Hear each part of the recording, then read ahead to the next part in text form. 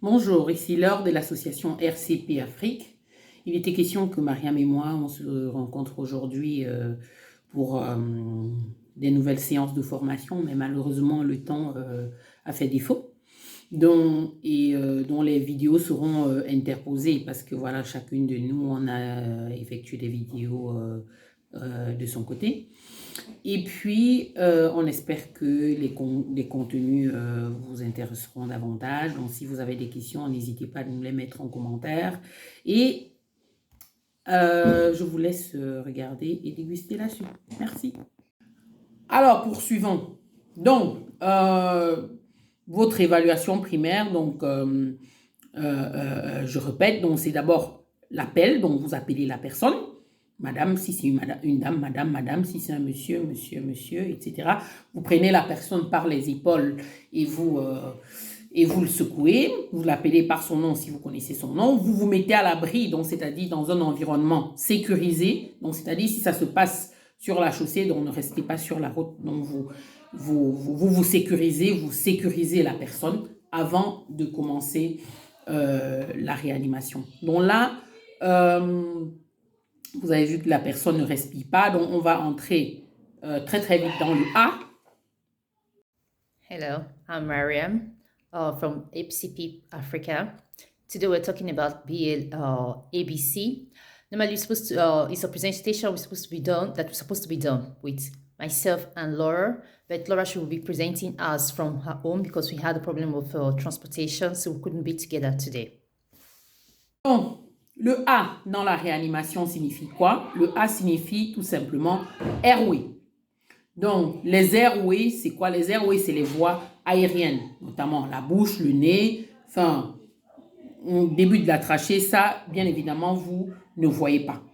Donc, il faut pouvoir dégager ces voies aériennes. Donc, je prends mon mannequin ici présent.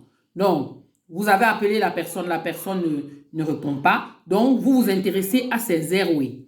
Donc, la bouche, le nez. Donc, vous mettez la tête en hyperextension, vous ouvrez, vous examinez pour voir s'il n'y a pas quelque chose qui bouche l'arrière-gorge, s'il n'y a pas un morceau de viande, un morceau de chewing-gum, donc quelque chose qui obstrue ces voies aériennes. Donc, s'il y a quelque chose, vous faites ce qu'on appelle le crochetage. Donc, cette manœuvre que je fais, donc vous posez la main là, donc ça s'appelle le head tilt chin, qui est le menton, chin lift. Donc, pour bien écarter et observer les voies aériennes. Voilà, on est toujours dans le airway. Donc, vous avez observé l'arrière-gorge. Vous profitez pour faire ce qu'on appelle le VES. Le VES, c'est le voir, entendre, sentir. On voit, on entend pour voir, on entend, on cherche des bruits respiratoires. On essaie de sentir s'il y a une chaleur qui sort de la personne. Donc, si le patient respire et est tout de même inconscient parce qu'il ne vous a pas répondu, vous le mettez en position latérale de sécurité. La position latérale de sécurité, nous allons développer ça dans d'autres prochaines séances. Si maintenant, c'est un patient qui ne respire pas, là, on passe au B. Le B, c'est le breathing. So A is for airways. Why if the person, the victim that's unconscious, why verifying the person is unconscious, what you do, you liberate the airway. By doing so, you place your hand on the forehead, you pull the forehead backwards, and you lift the chin, chin teeth. That's to be able to liberate the airway so that the person can be, so that there's no obstruction. So that in case the person can breathe, is unconscious but can breathe, you've already liberated the airway and you put the person in a recovery position. In the case of a person that's unconscious, that's not breathing, you are liberating the airway. In doing so, you're verifying if the person is not agonizing, it's not gasping for breath. Donc, on est dans le B, dans le breathing. La personne ne respire pas. Donc, vous avez la tête en hyperextension. Vous pincez le nez. D'accord? Donc, vous posez votre bouche autour des lèvres de la personne et vous administrez 2 insufflations. Enfin, je ne vais pas le faire ici. Vous dégagez pour laisser expirer l'air que vous avez insufflé. Vous réadministrez. Vous dégagez pour laisser sortir l'air que vous avez insufflé. À ce moment-là, vous recherchez des signes de vie.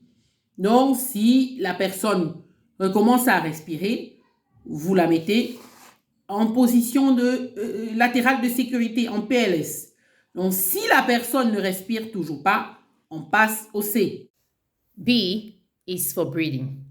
During this phase of breathing, you undergo the LLF, which you place your ear close to the person's nose and mouth to look or to feel if there's air, warm air coming out, exhaling, and you look at the thoracic cage to see if it's elevating. And secondly, you look, you feel, and you listen. You listen to see if there's a kind of hair or noise, a breathing noise coming out of the person's mouth or nose. In doing so, that's the phase of breathing. And after verifying that, during the compression, after compressing, the phase of breathing, you give 2 insufflation in a way that the thoracic cage has to elevate it. While giving this insufflation, you look at the thoracic cage to ensure that the insufflation that you're giving allow the thoracic cage to elevate. Donc, C signifie quoi? Circulation, circulation. Donc, vous recherchez des signes de circulation. Donc, on peut prendre le pouls carotidien ou on peut prendre le pouls en radial. Non, vous n'avez pas de pouls. On vous a déjà apporté le DEA, le défibrillateur. Je parlerai de ça après. Donc, on peut le faire aussi ici. Vous prenez les patchs, vous l'allumez. En général, il y a 2 patchs. Et donc, avec les indications déjà dessus, où est-ce qu'il faut les mettre, en fait. Donc, le premier patch, nous l'appliquerons là. Le deuxième patch, nous l'appliquerons au niveau de la pointe du cœur. Voilà. Et donc, on n'a pas de pouls. Donc, on allume le DEA et on masse. Donc, on se met bien perpendiculaire à la cage thoracique. Donc, vous prenez les repères. Donc, les repères, c'est juste que l'appendice xiphoïde. Vous placez 2 doigts et vous déposez la paume de main et l'autre au-dessus de façon perpendiculaire à la cage thoracique. On masse 30 fois. 1, 2, 3, 4, 5, 6, 7, 8, 9, 10, 11, 12, 13, 14, 15, 16, 17, 18, 19, 20, 21, 22, 23, 24, 25, 26, 27, 28, 29, 30. Et on administre encore 2 insufflations. Voilà. Vous devez savoir qu'un cycle dure en moyenne 1 minute. Dans 1 minute, on compte comment? Dans les 30 compressions, 2 insufflations, 30 compressions, 2 insufflations. Ça fait environ 1 minute. Donc, il faut poursuivre 2 cycles. Et donc, au bout de 2 cycles, donc au bout de 2 minutes, vous réévaluez le rythme. Donc, vous laissez le DEA évaluer le rythme et analyser le rythme et vous dit si c'est un rythme choquable ou si c'est un rythme non choquable.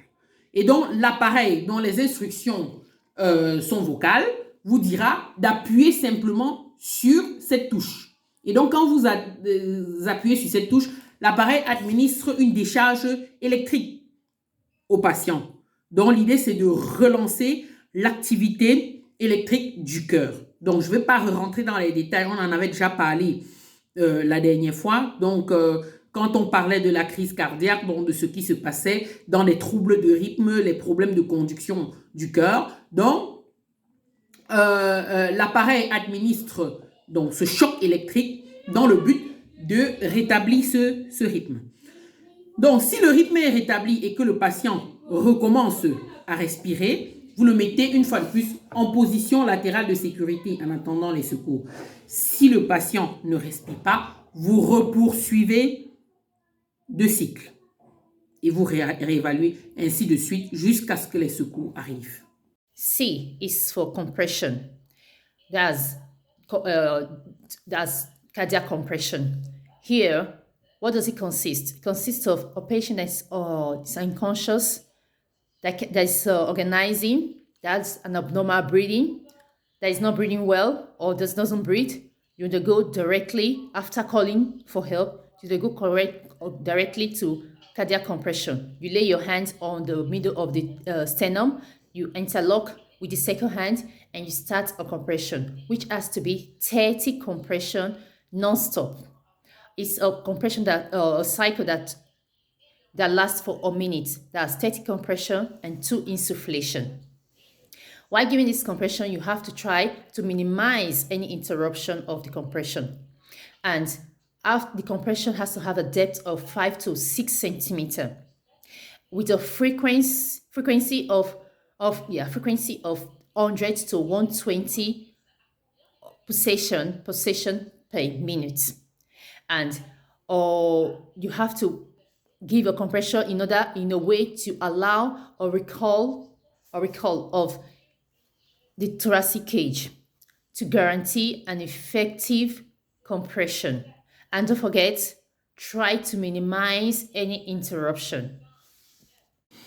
Voilà, chers followers, nous vous remercions d'avoir une fois de plus regardé nos vidéos. Nous espérons que vous serez nombreux la prochaine fois.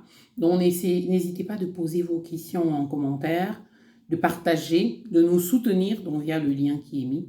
Et donc, s'il y a des sujets assez intéressants que vous aimeriez qu'on aborde les fois prochaines, donc n'hésitez pas de nous mettre ça aussi en commentaire. Au revoir, c'était Laure pour RCP Afrique. Today, this is our topic of today, and we hope you enjoyed the presentation, and we'll see you in 2 weeks' time. If you have any question, please don't forget to write your question on the comment box. And if there's a topic you want us to present, please don't hesitate to ask. Thank you very much, and see you next time.